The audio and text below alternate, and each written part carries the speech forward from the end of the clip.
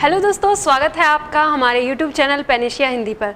दोस्तों आज मैं आपके लिए लेकर आई हूँ अलंकार। आपने बहुत सारी कमेंट्स किए कि मैम अलंकार करवाइए, तो आज मैं यहाँ आपको अलंकार सिखाने जा रही हूँ। तो देखते हैं, अलंकार जो हमारा शब्द है ये दो शब्दों से मिलकर बना होता है, अलम प्लस कार। अलम कहते हैं शोभा या सजावट, और कार करने वाला, अर्थात अलंकार का मतलब हुआ शोभा या सजावट करने वाला। यानी अलंकार हमारे सामने आया कि जो सजावट करने वाला है या शोभा बढ़ाने वाला है उसी को अलंकार कहते हैं। तो ये किस तरह से शोभा बढ़ाता है और किस चीज़ की शोभा बढ़ाता है, तो यानी हम कह सकते हैं अलंकार काव्य की शोभा बढ़ाने वाले तत्वों को कहते हैं। यानी काव्य की शोभा बढ़ाने वाले तत्व कौन से होंगे? जैसे सपोज करो आपने कोई बात कही कि उसका मुख बड़ा ही सुंदर है, तो ये एक बहुत सिंपल सी बात हो गई। लेकिन अगर आप इसी को कहेंगे कि उसका मुख चंद्रमा के समान सुंदर है, तो यहाँ पे आपने एक बात लगाई चंद्रमा के समान। तो ये जो कहा चंद्रमा के समान, जो यही एक अलंकार है। यानी इस तरह जब हम अपनी कोई बात कहते हैं साधारण रूप से या उसे थोड़ा सा बढ़ा चढ़ाकर जब हम अपनी बात कहते हैं और उसमें हम कुछ इस तरह के तत्वों का प्रयोग करते हैं, वही हमारे अलंकार कहलाते हैं।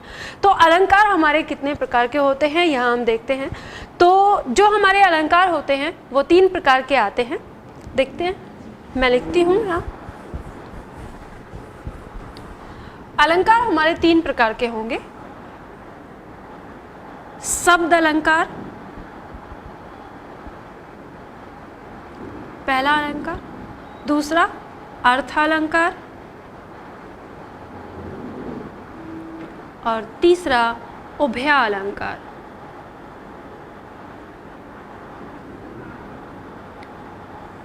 जो ये शब्द अलंकार होता है इसका मतलब होता है जिस अलंकार में शब्दों के माध्यम से चमत्कार उत्पन्न होता है उसे शब्द अलंकार कहते हैं। और शब्द अलंकार में जो हमको परीक्षा की दृष्टि से पढ़ना है वो 4 अलंकार पढ़ने हैं: अनुप्रास अलंकार, यमक अलंकार, श्लेष अलंकार और वक्रोक्ति अलंकार। देखते हैं अर्थ अलंकार। अर्थ अलंकार का मतलब होता है जिस अलंकार में अर्थ में चमत्कार उत्पन्न होता है उसे हम अर्थ अलंकार कहते हैं। इसमें हमें पढ़े होंगे जैसे उपमा अलंकार है, रूपक अलंकार है, उत्प्रेक्षा अलंकार है और भी कई सारे अलंकार हैं, इसमें पढ़ेंगे। और ये उभय अलंकार। उभय अलंकार कहते हैं जिस अलंकार में अर्थ और शब्द दोनों के माध्यम से चमत्कार उत्पन्न होता है उसे हम उभय अलंकार कहते हैं। तो यहाँ पे मैं आज आपको करवाती हूँ पहले शब्द अलंकार। और शब्द अलंकार में सबसे पहले हम देखते हैं अनुप्रास अलंकार को। सबसे पहला अलंकार है हमारा अनुप्रास अलंकार।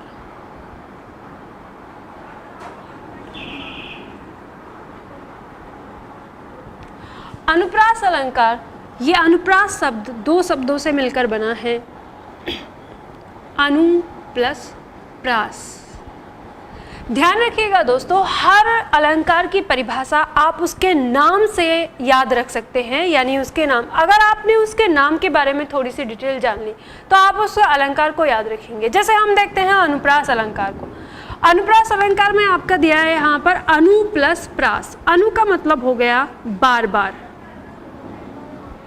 और प्रास का मतलब हो गया वर्ण।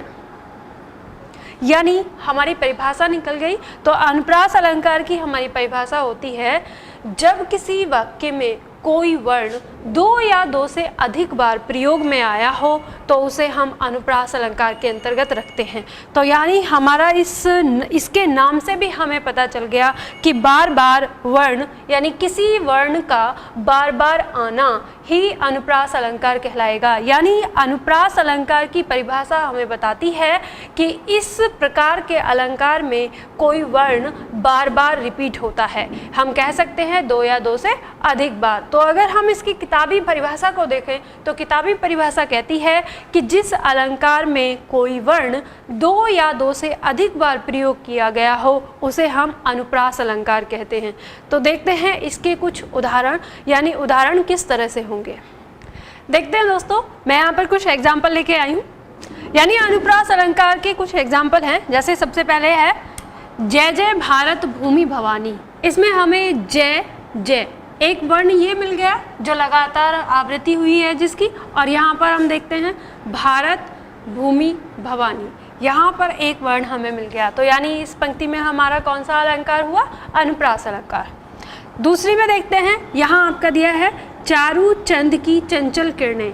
लगातार च वर्ण की आवृत्ति यहाँ पर हुई है, तो इस पंक्ति में भी हमारा अनुप्रास अलंकार है। इसके बाद देखते हैं नंबर 3, तरनी तनुजा तट तमाल तरवर बहुछाए। यानी यहाँ पे हमारा त वर्ण की आवृत्ति 2 से अधिक बार हुई है, तो इसमें भी हमारा अनुप्रास अलंकार होगा। इसके बाद देखते हैं नंबर 4, रघुपति राघव राजा राम। यहाँ पर भी हमारे र वर्ण की आवृत्ति 2 से अधिक बार हुई है, तो इसमें भी हमारा अनुप्रास अलंकार हो गया। और नंबर 5 देखते हैं, भूरी भूरी भेद भाव भूमि से भगा दिया। यानी यहाँ पर भी लगातार हमारी 4 बार यानी 2 से अधिक बार आवृत्ति हुई है, तो यहाँ पर भी हमारा अनुप्रास अलंकार होगा। यानी अनुप्रास अलंकार 2 या 2 से अधिक बार जब किसी वर्ण की आवृत्ति होती है तो वहाँ पर अनुप्रास अलंकार होता है। तो मैं समझती हूँ आपको ये समझ में आ गया होगा, और इतने सारे एग्जाम्पल भी आप उतार लेना, इनको नोट डाउन कर लेना। आपके एग्जाम में क्वेश्चन कैसे पूछा जाएगा अनुप्रास अलंकार से?